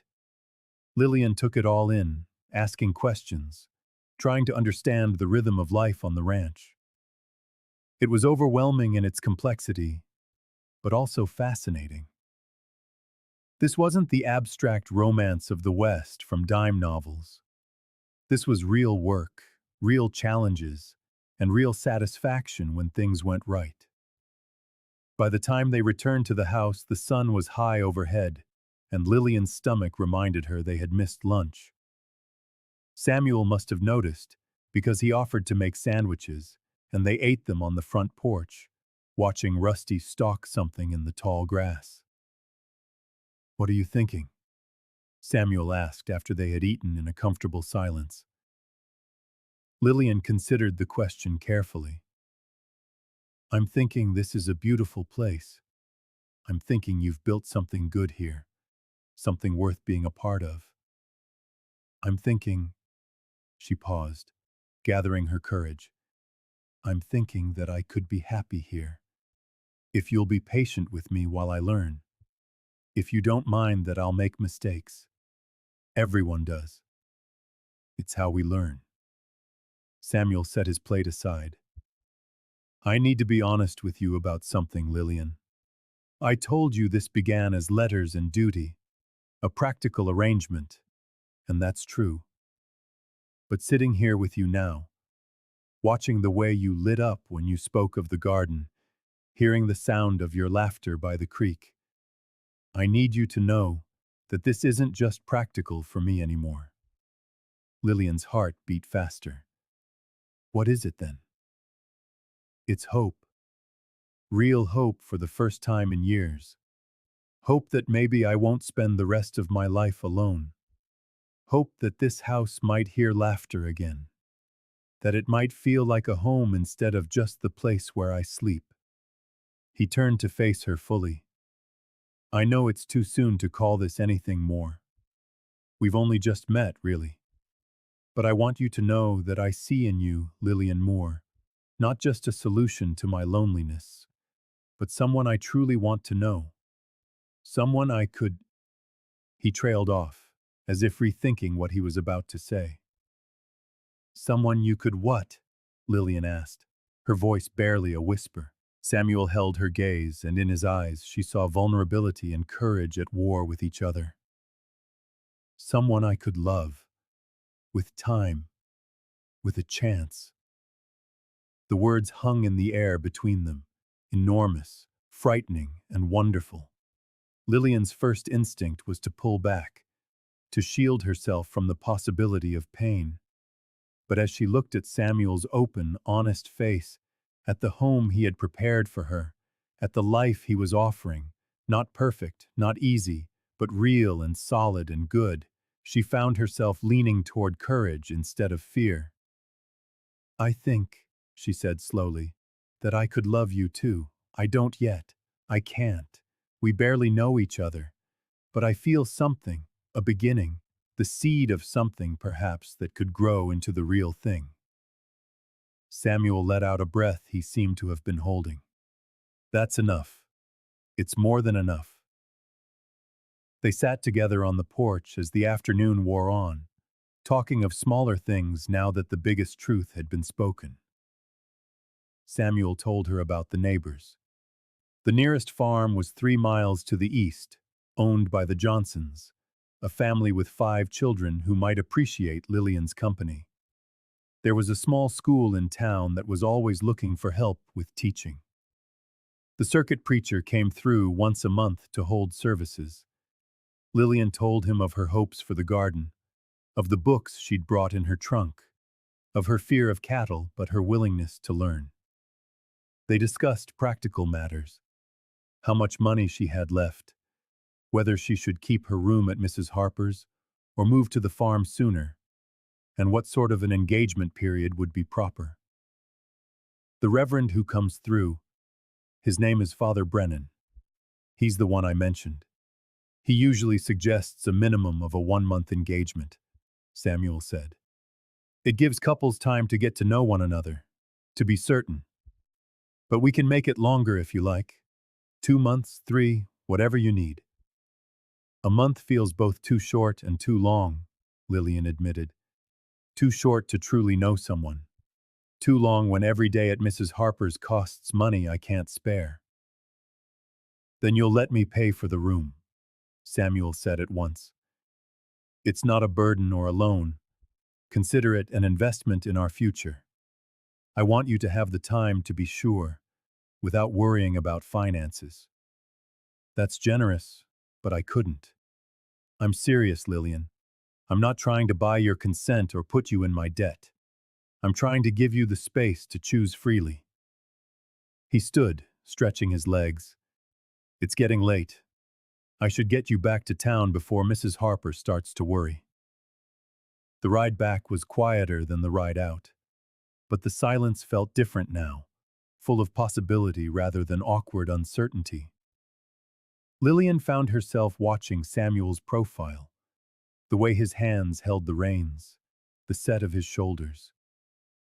This man, a stranger yesterday, was becoming real to her, three-dimensional, someone she could imagine beside her through the seasons and the years. When they reached Mrs. Harper's boarding house, the sun was just beginning to dip toward the mountains, painting everything in a warm, golden light. Samuel helped Lillian down from the wagon, his hands lingering at her waist a moment longer than necessary. "Thank you for today," Lillian said. "For showing me your home, for your honesty. Thank you for giving me a chance." Samuel took a step back, maintaining propriety despite what Lillian suspected was a desire to stay close. "I'll come by tomorrow, if that's all right. Maybe we could take a walk through town. Let people get to know you properly. The sooner you feel a part of the community, the easier the adjustment will be." "I'd like that very much." Samuel nodded, climbed back into the wagon, then paused before taking up the reins. "Lillian, that thing you said, about the seed of something that could grow, I've been thinking on that image all afternoon. It's a good one, full of hope and patience, exactly what we need. So let's tend to it carefully." "We will," Lillian said, "and see what it becomes." She watched him drive away, then turned to see Mrs. Harper watching from the parlor window, an expression on her face that suggested she'd witnessed the entire farewell. When Lilian stepped inside, the older woman was already pouring tea. "So," Mrs. Harper began without preamble, "did you like the farm?" "I loved it," Lilian admitted, accepting the teacup. "It's beautiful and lonely, just as he described." "And Samuel?" She paused, searching for the right words. "He's exactly as he seemed in his letters. Better, perhaps." "Better how?" "He's giving me a choice. He isn't rushing me or demanding anything. He's just waiting. And somehow, that makes me want to choose him more than if he were pushing." Mrs. Harper smiled a knowing smile. "That's Samuel for you. His folks taught him that anything worth having is worth waiting for. And you are most certainly worth the wait, my dear." That night, Lilian lay in her small rented room and thought about the day. She thought of skipping stones in the creek, of the overgrown garden waiting to be revived, of the way Samuel's face transformed when he laughed. She thought of the small bedroom overlooking the mountains, of the possibility of learning to ride a horse and grow vegetables and build a life in this hard, beautiful country. And for the first time since leaving Boston, Lilian didn't feel like she was running from something. She felt like she was running toward it, toward hope, toward belonging, toward a man whose patience gave her permission to be both afraid and brave at the same time. She fell asleep with the moonlight slanting through the yellowed curtains and dreamed of gardens coming back to life. The next 2 weeks passed in a rhythm that surprised Lilian with its sweetness. Samuel came to town nearly every day, sometimes with errands to run, sometimes with excuses so transparent they both smiled at the pretense. They walked the streets of Dust Valley together, and slowly, carefully, the town began to accept her presence. Mrs. Kane at the dry goods store taught her which fabrics stood up best to the harsh climate. Dr. Miller stopped them one afternoon to discuss a medical text he thought Lilian might enjoy, having heard from Mrs. Harper that she was well read. Even the men at the saloon tipped their hats respectfully as they passed, acknowledging her now as Samuel Reed's intended, rather than just another curious stranger. Father Brennan, the circuit preacher, arrived on a Tuesday, making his rounds. He sought them out specifically. He was older than Lilian had expected, perhaps in his 70s, with a shock of white hair and eyes that seemed to see more than most people revealed. He met them at the church, a small, plain building with wooden pews and wildflowers someone had placed beside the simple altar. "So you're the young woman who finally made Samuel see sense about his solitude," Father Brennan said, a faint Irish brogue clinging to his words despite decades in the States. "I've been praying for this man to find someone for 5 years. It's good to see a prayer answered." Lilian glanced at Samuel, who colored slightly at the priest's bluntness. "We're still getting to know one another, Father. Take your time. Slow is wise, but not too slow. Life is short and uncertain out here." Father Brennan sat on a pew and motioned for them to join him. "Now, let's talk about what this means. What marriage means. What you expect. What the church requires if you want me to perform the ceremony." They spoke for over an hour. Father Brennan asked hard questions about their reasons for marrying, their understanding of commitment, their willingness to work through the inevitable conflicts. He asked Lilian if she felt pressured or coerced in any way. He asked Samuel if he was prepared to honor his wife as an equal partner. Some of his questions made Lilian uncomfortable, but she appreciated his thoroughness. This was not a man who would marry two people without ensuring they understood the weight of what they were taking on. "I'll be honest with you both," Father Brennan said finally. I've married plenty of couples who started with less than what you have. You're both being thoughtful and honest with yourselves and each other. That's more than most manage. He looked at Lilian in particular. But I want you to know, young woman, that if you ever need counsel, if you're ever uncertain or afraid, or just need an ear that isn't Samuel's, my door is always open. Marriage is hard work, and it's easier when you have support. Thank you, Father, Lilian said sincerely. That's very kind. It's not kindness, it's necessity. We take care of our own out here, he said, rising with an audible crack of his joints. I'll be back in 3 weeks' time.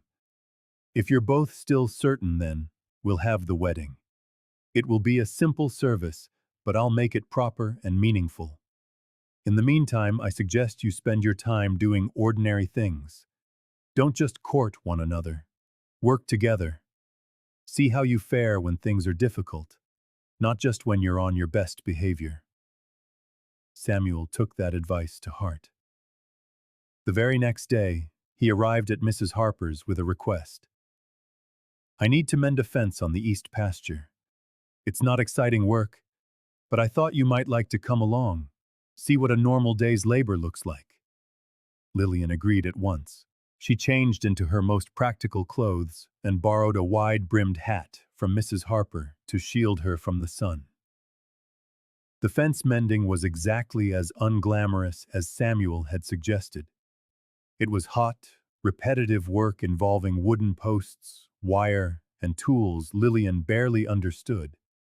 But Samuel showed her how to hold the post steady while he hammered, explained the importance of the proper tension in the wire, and pointed out where the animals had weakened the line.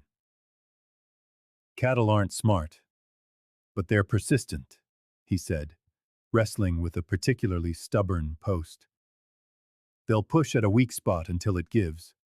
It's why you have to check the whole perimeter regularly.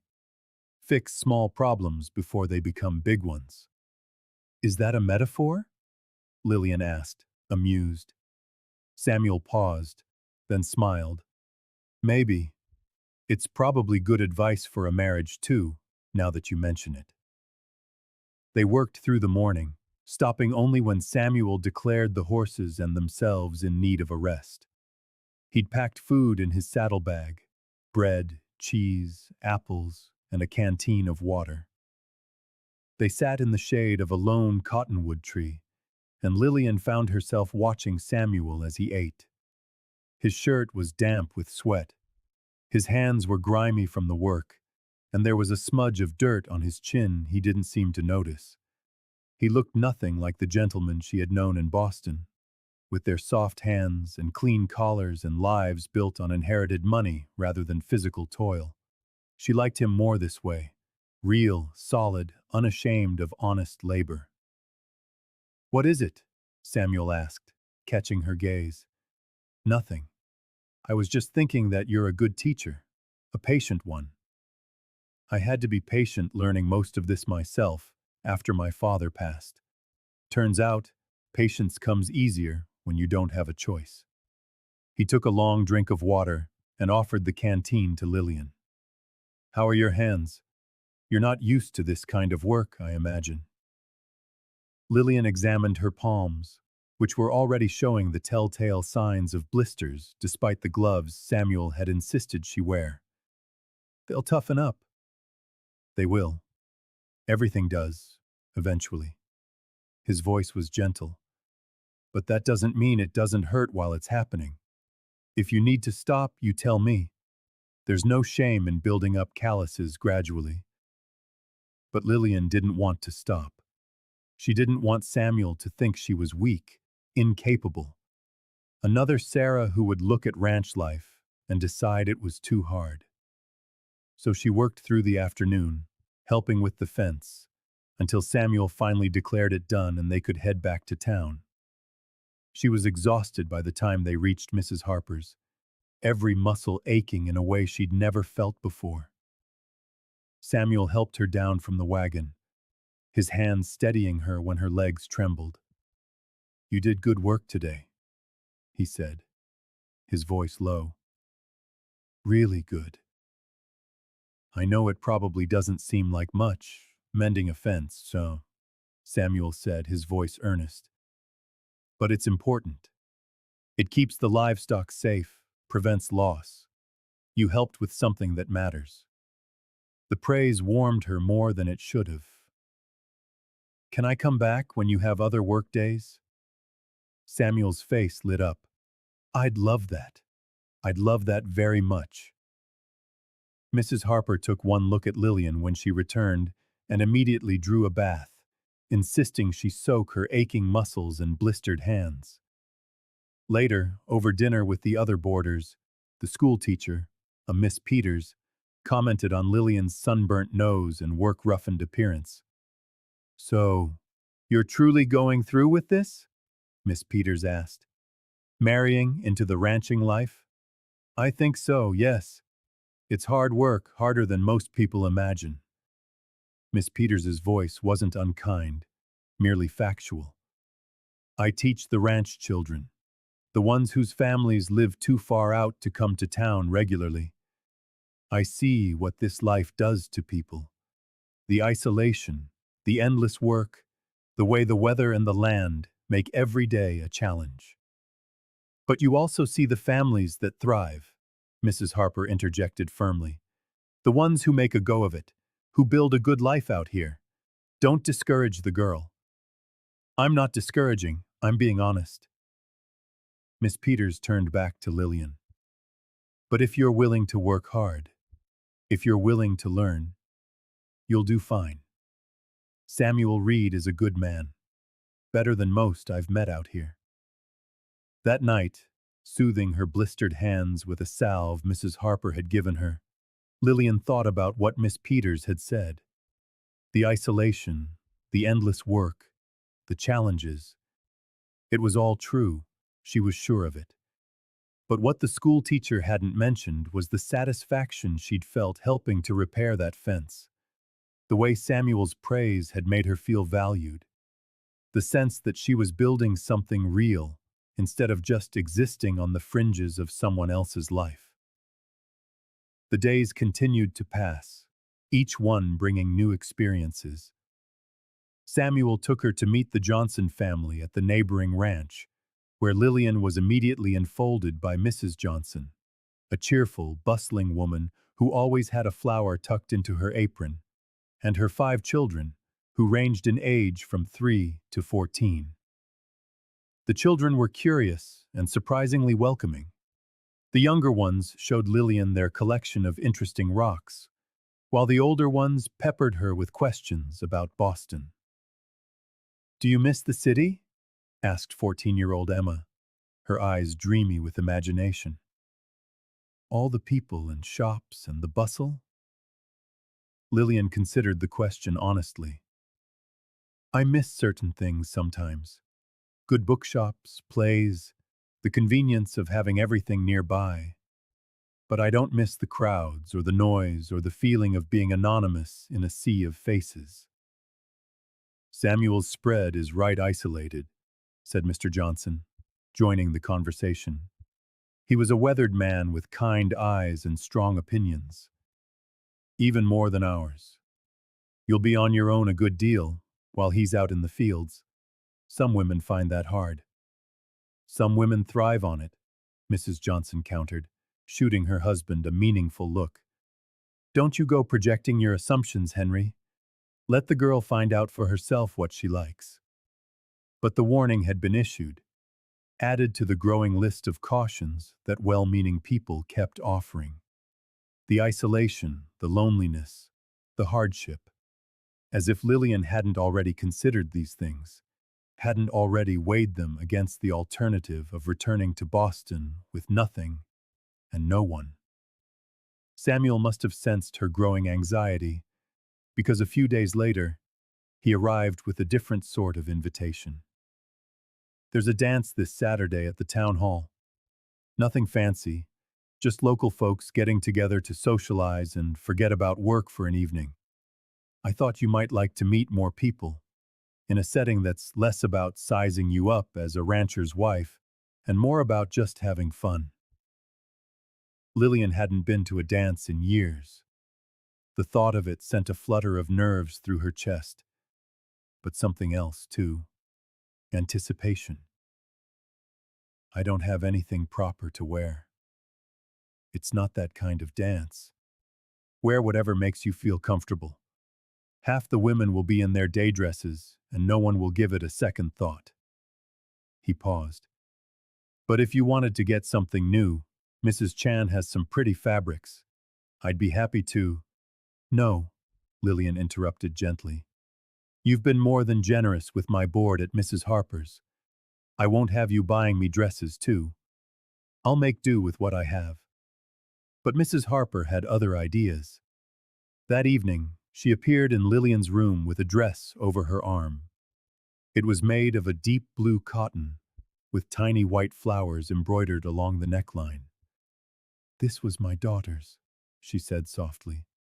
She passed 10 years ago, from a fever, and I've been holding on to her things like a foolish old woman.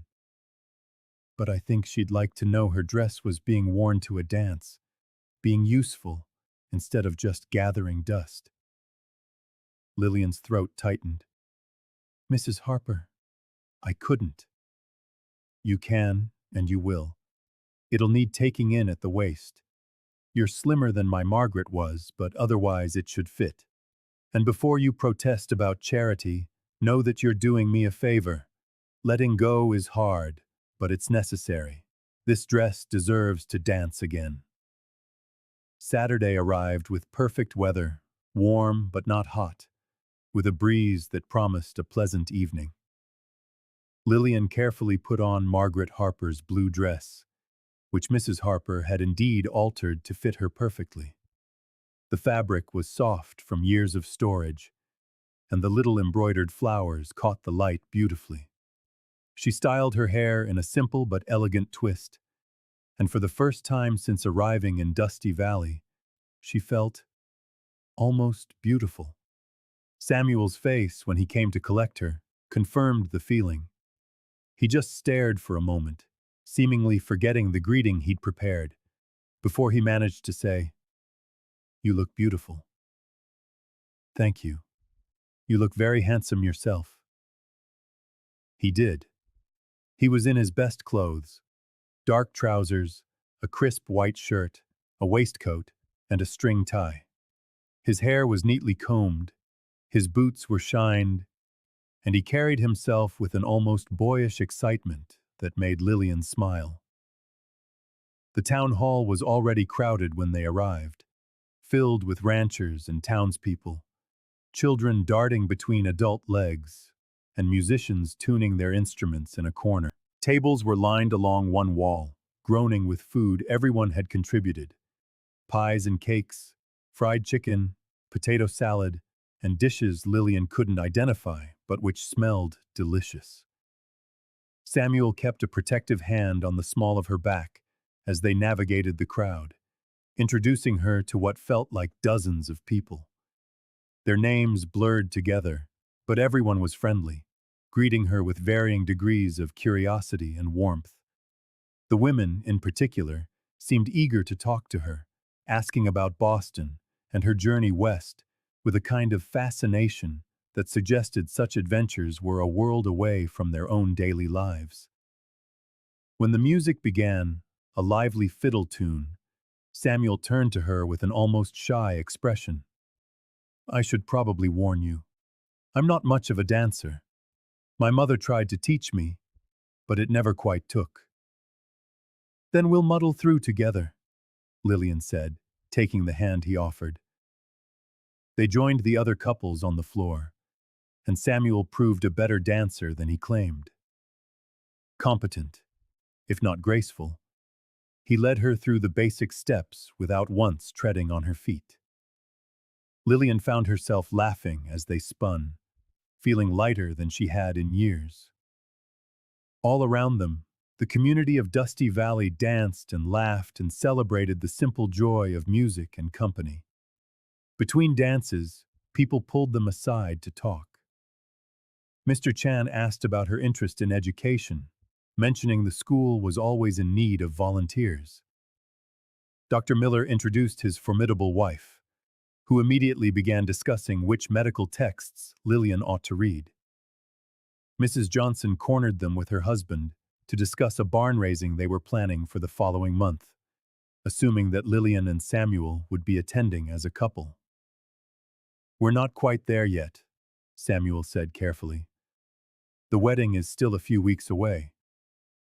"If there is a wedding," a new voice added, cool and feminine. Lilian turned to see a beautiful blonde woman approaching, wearing a fashionable dress and a carefully neutral expression. After all, Miss Moore might decide ranch life isn't for her. Not everyone is cut out for it. Samuel's hand on Lilian's waist tightened almost imperceptibly. "Sarah, I didn't know you'd be here. My mother insisted.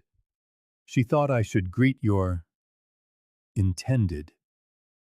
Sarah Michaels, for it could only be the woman Samuel had once courted, smiled without warmth. "Welcome to Dusty Valley, Miss Moore. I do hope you enjoy your stay." The encounter lasted only a few moments before Sarah drifted away to join a group of other young women, but it left Lilian feeling unsettled. Samuel noticed immediately.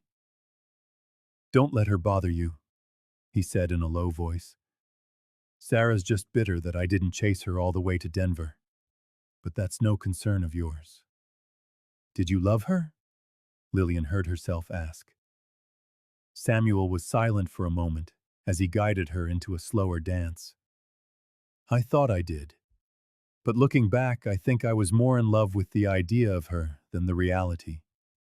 She was pretty and proper, everything I thought I was supposed to want. But we didn't talk the way you and I talk. We didn't share ideas or laugh at the same things. It was all surface, no depth." He met her eyes. "What we have, what we're building, this is real. Don't you doubt that because of her." But the doubt had been planted, a tiny worm of uncertainty. Sarah was beautiful and polished, everything Lilian was not. Sarah belonged here in a way Lilian still didn't. And was Sarah's barb about ranch life just jealousy? Or was it a truth Lilian was too naive to see? The evening continued, but some of the magic had faded.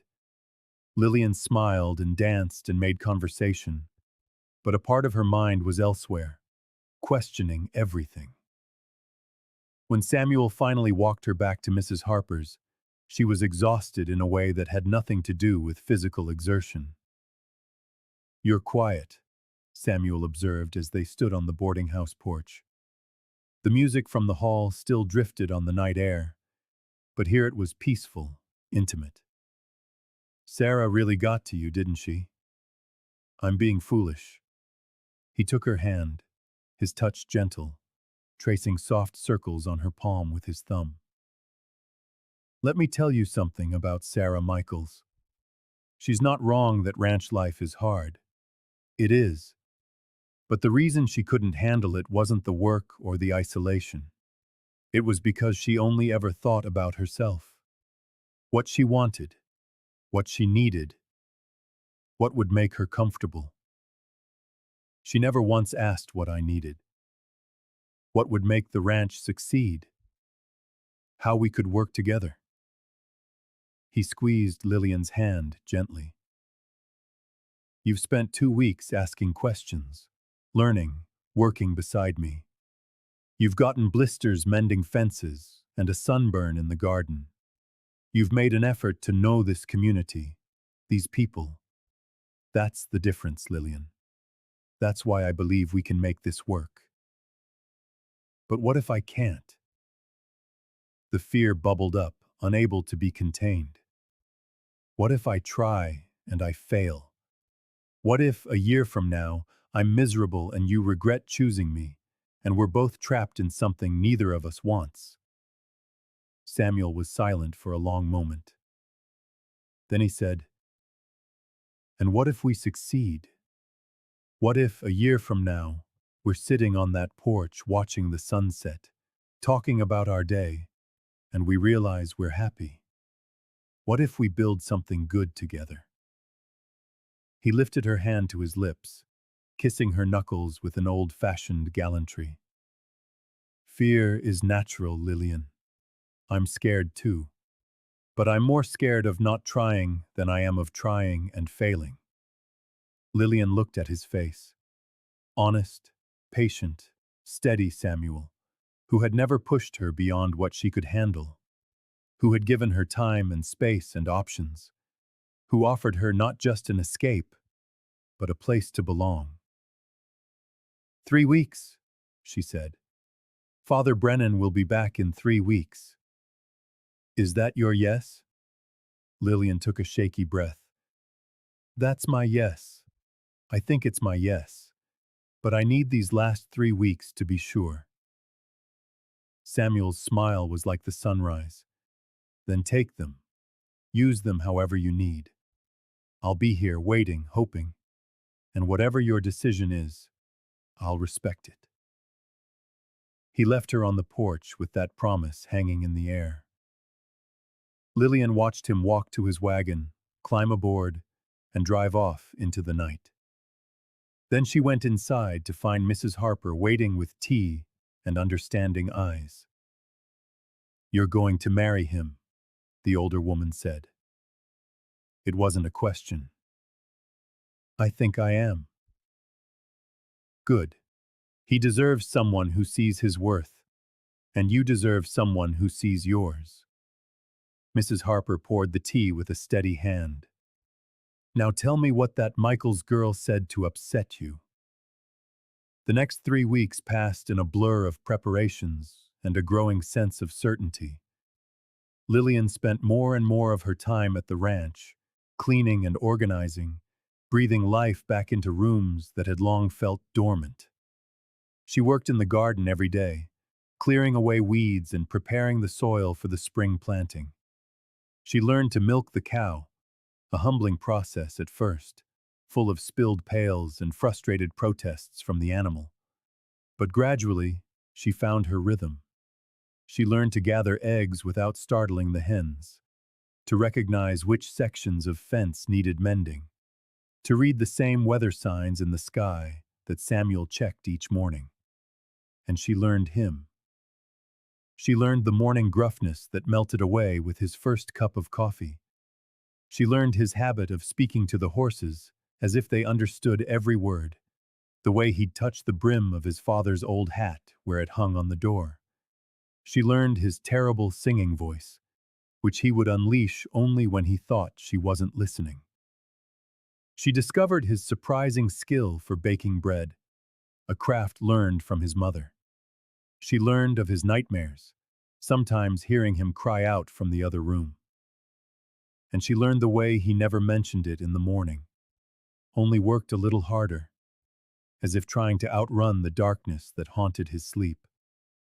She learned his quiet kindness, the way he always made sure she ate enough, rested enough, never pushed herself too hard. The way he praised her efforts, even when they resulted in a burned dinner or seeds planted upside down.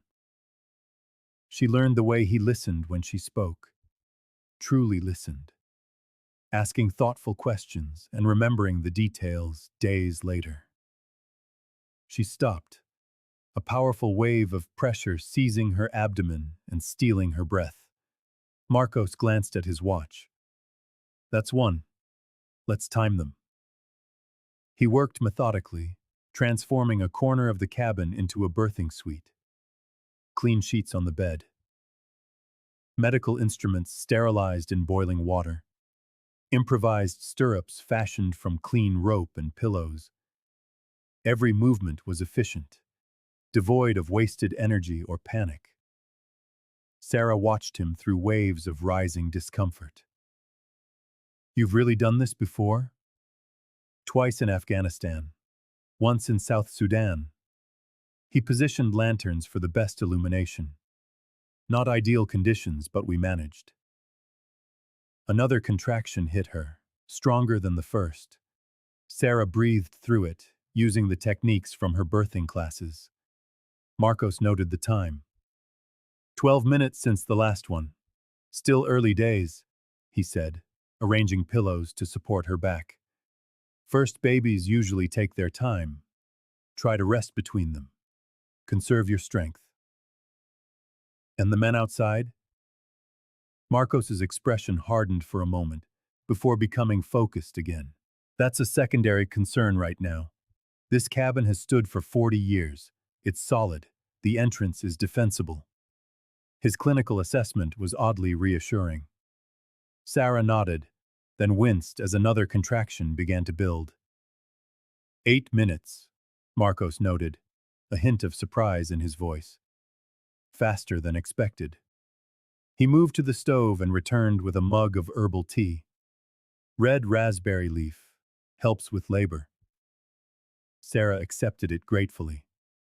You just have this lying around? It's good for a number of medicinal purposes. A faint smile touched his lips. Though I'll admit, obstetric supplies weren't my top priority when I scouted this place. The next few hours passed in a haze of escalating contractions. Before Sarah's eyes, Marcus transformed, the gruff recluse replaced by a focused and competent physician.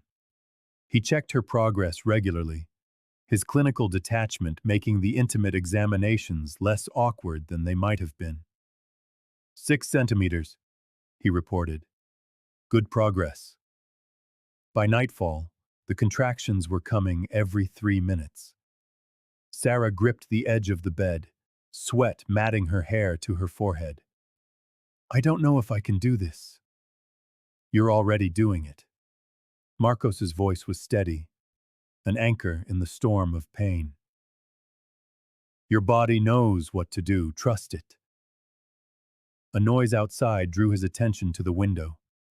Dusk had fallen, and with it came the sound of movement in the undergrowth, too deliberate for any wild animal. They're back, Sarah whispered between pants. Marcus moved swiftly to the window, peering out cautiously. One man, a lookout. He picked up his rifle, placing it nearby but out of sight of the windows. Then he was back at her side, coaching her through the next wave as if there had been no interruption at all. Deep breath. That's it. The contractions intensified further, now only a minute apart. A cry escaped Sarah's lips, too powerful to contain. I need to push. Marcus examined her again. Not yet. Almost, but not yet. Pant through the urge if you have to. The noise outside stopped abruptly. Marcos tensed. They heard you. I can't be quiet, Sarah gasped as another contraction crested. Don't try to be. He moved, positioning himself between the bed and the door, within reach of both Sarah and the rifle. Let them listen. It might even work in our favor. How? She managed to ask between breaths. Few things are more terrifying than a woman in labor, Marcos said, the faint smile returning. Even hardened men tend to keep their distance. As if in answer, the footsteps outside retreated toward the tree line. Marcos nodded in satisfaction. See? Tactical advantage. Sarah might have laughed if another contraction hadn't consumed her. This one was different. An overwhelming, irresistible urge to bear down. Marcos, she gasped. It's time. He checked one last time, then nodded. All traces of humor gone. You're right. 10 centimeters.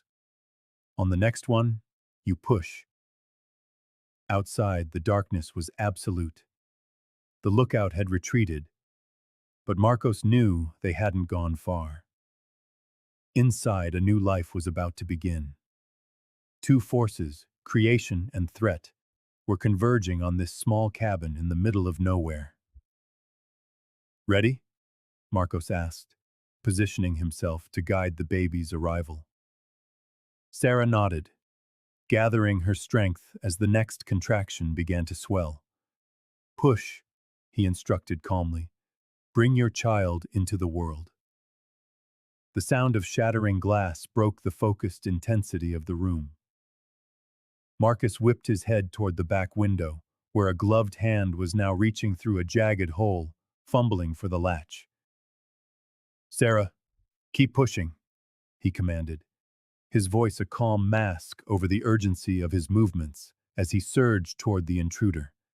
With remarkable upper body strength, Marcos launched himself from his chair, using the momentum to seize the reaching arm and twist it sharply. A cry of pain erupted from outside as Marcos slammed the arm against the window frame, forcing the fingers to release a hunting knife that clattered to the floor. Sarah cried out with another push, her focus torn between the demands of her body and the struggle at the window. I'm right here, Marcos called to her, his grip on the intruder unwavering as he reached for the rifle with his free hand. Keep going, you're doing great. The intruder wrenched his arm free and vanished from the broken window.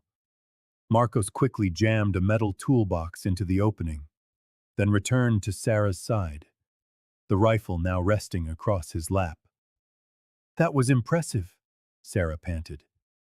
Combat training, he said, repositioning himself to assist her while keeping a clear line of sight to every point of entry. Upper body strength makes up for a lot. Now focus on pushing. Muffled voices murmured outside, several of them. The intruder hadn't come alone. How many? Sarah asked, gritting her teeth against the building wave. 3, maybe 4. Marcos's voice remained firm. Don't worry about them. Hard not to, she managed, bearing down with the contraction. They're not getting in. His certainty was a comfort. Not while I'm here. The baby's head began to crown. I can see her, Marcos announced, his professional detachment momentarily broken by a flash of awe. One more big push,